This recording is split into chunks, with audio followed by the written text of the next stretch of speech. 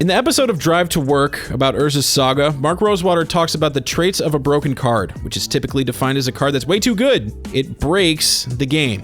As Rosewater puts it, one of the properties of a broken card is that it lets you trade one resource for another too easily. The original example of this is Channel. Like many of the cards in Alpha, the printed text on the card makes absolutely zero sense, so let's look at the Iconic Masters version. Until end of turn, anytime you could activate a mana ability, so anytime you have priority, you may pay 1 life. If you do, add 1 colorless mana to your mana pool. So the resource that Channel lets you trade is life in exchange for mana. As a result, Magic's first real combo was Channel Fireball, because where better to put all that mana than into a big fireball to throw at your opponent's face. And let's be honest, Channel Disintegrate doesn't quite have the same ring to it. If Channel isn't the most famous example of a card that allows you to convert one resource into another at no cost, then that honor goes to Necropotence. Necro dominated every format it was ever legal in. It remains banned in Legacy and sees fringe play in Vintage despite the fact that it's restricted. Here's why Necropotence is so good. A card is just worth so much more than 1 life. They stopped making cards like that for a while, until New Phyrexia. Alright, let's go back in time for a bit. We're right in the thick of a return to Mirrodin, although it's not really clear who wanted it or asked for it, but whatever, we're here. There's a lot to say about Magic's return to Mirrodin and the 2 Mirrodin blocks in general, but that deserves its own rundown. For now, we're sticking to Phyrexian mana. New Phyrexia dropped in May 2011, and needless to say, the dubious nature of the way the set went public only exacerbated what a ridiculous mechanic Phyrexian mana is. Let's talk about the colors of Magic. On a fundamental level, each color has strengths and weaknesses. Some of the colors' identities are stronger than others. Red's aggro and burn motif is more fully realized than whatever it is that white cards are supposed to do, but from a holistic standpoint, each color gets to do certain things and can't do other things. Black's really good at removing creatures, but can't remove artifacts or enchantments on the battlefield. Green has giant monsters for days, but it can't really remove a creature. White can remove anything, but the creatures are pretty bad. Blue can kind of do it all thanks to counter magic, and card draw, which is another blue thing, means that blue can keep up with all the other colors by reacting to their spells on a 1-for-1 basis and eventually overtake them by drawing extra cards. Oh, whatever. The point is that certain colors do certain things, and that the colors' identities and properties keep the mechanics of the game in balance. That is at least the theory. Phyrexian mana lets you pay life instead of mana. Kind of like each card has its own little channel attached to it, but you pay 2 life for a mana instead of 1. So it lets you kind of skimp on costs that way. Does Phyrexian Metamorph cost 3 and a blue? No! It costs 3 mana and you lose 2 life. That's what the card says. It's basically what all these cards say. Act of Treason used to be red. Now every color can play it. Peak used to be blue. Now it's all colors, and it's free! Pro tip, a card that costs 1 Phyrexian mana costs 0 mana. By the way, this card is banned in everything. Dismember's another chestnut because, you know, what white-blue control really needed was a 1 mana pull under. With Phyrexian mana, every color also got a Windstorm, and a Spark Spray, and Rain of Blades, and Giant Growth, and Reclaim, and Ghostly Prison, and Shivan Dragon, on and on and on. So yeah, Phyrexian mana cards are pretty color pie agnostic. And if you're the kind of person who believes that part of what makes Magic the most enduring collectible game ever is the fact that each color resonates in a different, intuitive way, then abandoning that is a big deal. So, let's check out how that went. Mental Misstep, the Phyrexian card everyone forgot about because of how little time it took to get banned literally everywhere, is a great example of the upper limit of how obnoxious Phyrexian mana can get. For a frame of reference, New Phyrexia was released in May 2011. Modern became a thing later that year, in August. Mental Misstep was banned in Modern before the first Modern tournament was ever even played because of how badly it was screwing things up in Legacy. Mental Misstep was finally banned in Legacy that September, and was also banned in Extended, but who cares? But it's not restricted in Vintage yet, and almost every Vintage deck plays it because it just counters the best crap for free. Its impact on Legacy was that it made it even harder than usual to justify not playing blue because it neutralized everything else effectively and indiscriminately. Blue mid-range decks rose to the top pretty quickly. Reed Duke did a lot of winning on the SCG circuit back then with a teamer deck that won with Natural Order, fetching what else but Progenitus. Protection from everything is a phrase that they put on a Magic card, but that's not the point here. The point is that making mental misstep was really obviously dumb in hindsight. A thing I touched on earlier was how the thrust behind most of the Phyrexian mana cards was that they were straight up reprints of other cards but with Phyrexian mana instead of color requirements. Halberdier became Porcelain Legionnaire, Mistral Charger became Spined Thopter, Extirpate became Surgical Extraction, Peak became Gitaxian Probe, and okay, yeah, so Peak sucks. I don't think anyone would argue otherwise, and if you are willing to die on that hill, you need to stop watching this and re-examine your life. Gitaxian Probe, on the other hand, is now banned in Modern, reason being that the difference between 1 mana and none mana is enormous. Gitaxian Probe has seen play throughout Modern's entire lifespan in a number of different decks that all eventually got banned out of existence. The straw that broke the camel's back, though, is the eventual, inevitable rise of decks that use Death's Shadow in conjunction with fetch lands and shock lands to kill opponents with humongous Death's Shadows out of nowhere. Gitaxian Probe, alongside Street Wraith, meant you were effectively playing a 52-card deck that had perfect information about its opponent's hand at all times. Taken from the January 2017 Banned and Restricted announcement. Gitaxian Probe increased the number of third-turn kills in a few ways, but particularly by giving perfect information and a card to decks that often have to make strategic decisions about going all in. This hurt the ability of reactive decks to effectively bluff, or for the aggressive deck to missequence their turn. Ultimately, the card did too much for too little cost. A year and a half later, Gitaxian Probe got banned in Legacy 2, but by then the threshold for banning a card had shifted a bit within R&D. To quote Ian Duke, "We like that Legacy has a heavier focus on spellcasting and cards in hand compared to permanents on the battlefield, as this provides a different type of play experience compared to other formats that some players deeply enjoy."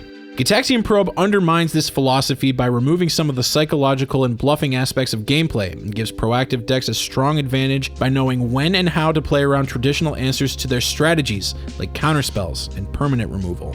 While Gitaxian Probe's impact on the Legacy environment hasn't necessarily reached a boiling point, it is a strong contributor to the success of many of the most popular decks. Because of the negative influence Gitaxian Probe has on gameplay as a free spell and low-cost information advantage, we prefer to remove it from the format rather than needing to weaken the strategies it facilitates in other ways.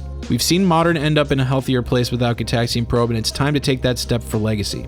Alright, so to me the latter admission is way more satisfying. We banned Gitaxian Probe because it's lame. It's not a thing that should have ever been able to happen. That works for me. Here's a fun game to watch if you really want to get an idea of just how nutty Phyrexian mana can get. Just to establish what's going on here. Abe Stein has an unclaimed territory, naming human, a Horizon Canopy, an Ether Vial with 1 charge counter on it, a Thalia Guardian of Thraben, and a 2/2 Champion of the Parish. Frank Scarron has 2 mountains, a Monastery Swift Spear, a Blister Coil Weird, which, let's take a second to read this one because it's such a weird card. Alrighty, got it. Oh wait, before I forget, I know the thing says Abe Stein's at 15 life, but he's actually at 14. The scorekeeper didn't get the ping from the Horizon Canopy the turn before. Okay, here we go. Thalia, pretty disruptive to a lot of Scarron's 0 and 1 mana spell sequences.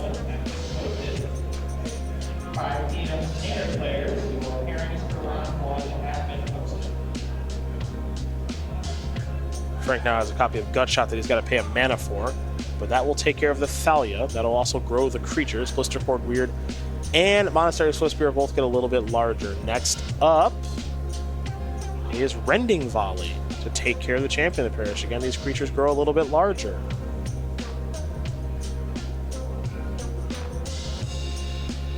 Dylan Donegan get his eyes on Frank. That's so those are worth 4 apiece. 4, 8, 9, 10, 11, 12, 13, 14. Dead?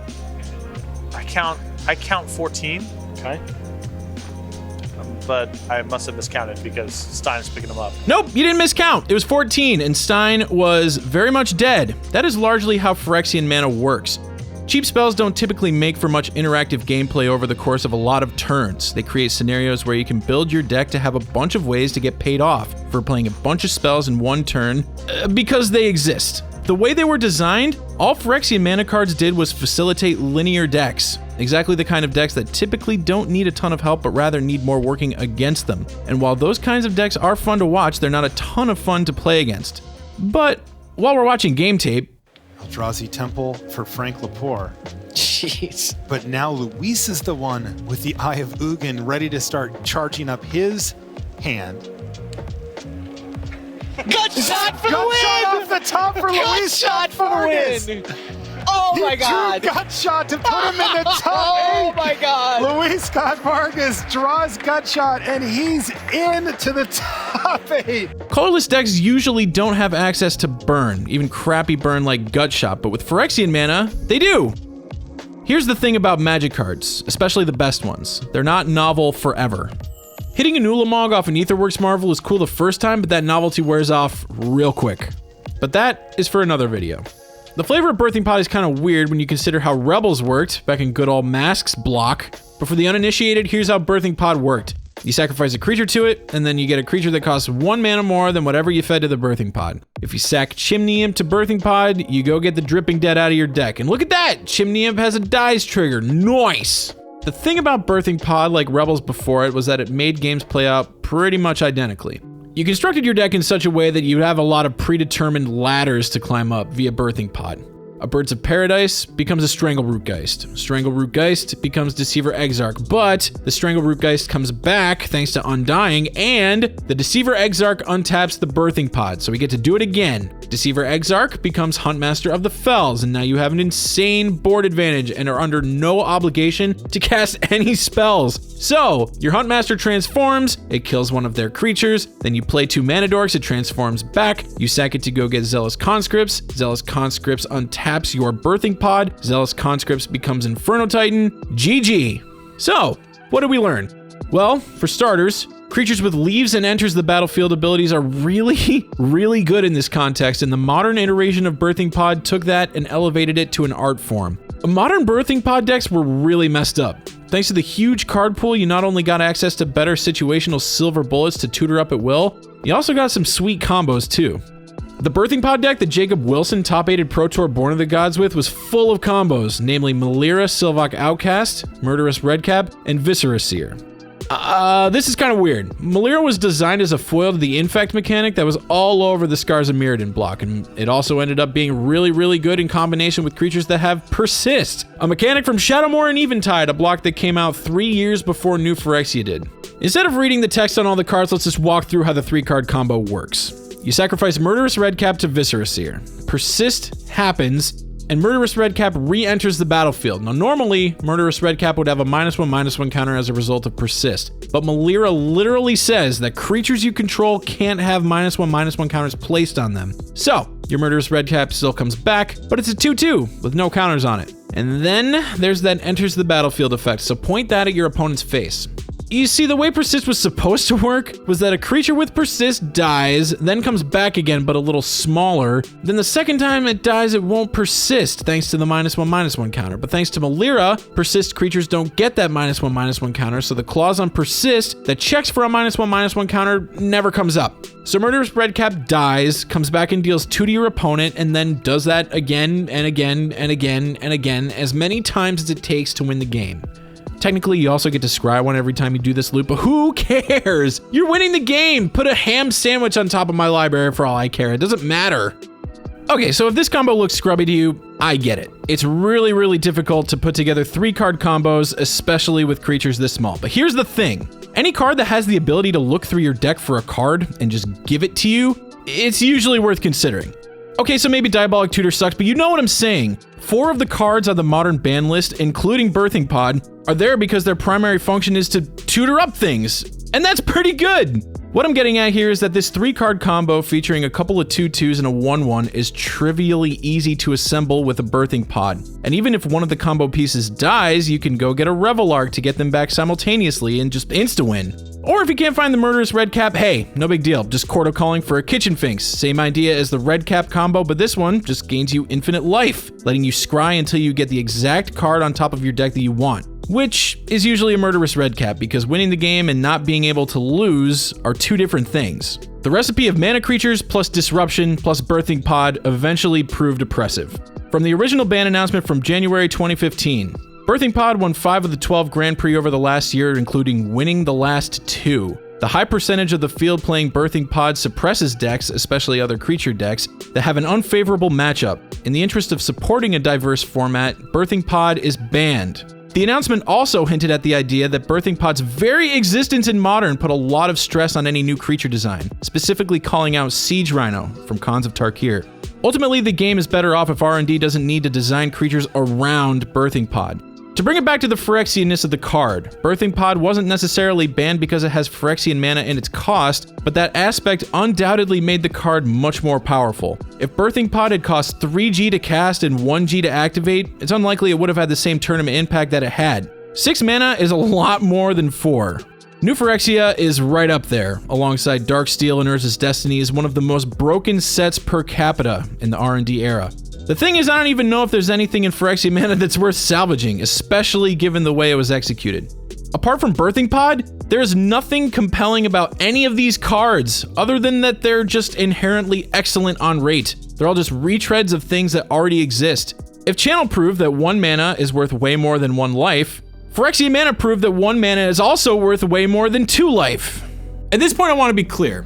I think the people at R&D, even the people who worked on this set, are geniuses, but they're also human beings, and if there's one certainty about the human condition, it is that eventually you will do something dumb, and I take comfort in that.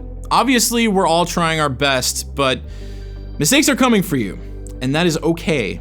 You're not the sum total of your best and worst moments. You're not an algebra equation.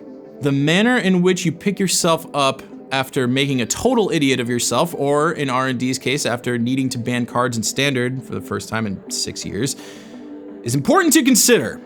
And how did Magic R&D do after New Phyrexia? Well, they made what most players think of as one of the best sets of all time on any given metric. Not bad. You ever done anything real dumb in a game of Magic? Let me know in the comments, and then like the video and subscribe to the channel. And one last thing, we don't have a Patreon, but if you click the link in the description and buy cards, it just goes straight to TCGplayer, it gives us credit for the sale. So what that means for you is that you get to see more 15-minute rants on New Phyrexia or Standard formats or whatever comes to mind. You should definitely just follow that link literally every time you buy them. TCGplayer has the cheapest prices online, so yeah, this one feels like a no-brainer. As always, thank you so much for watching, and we will see you next time. Ba-dum-bum-ba-dum-bum. Pretty Deece.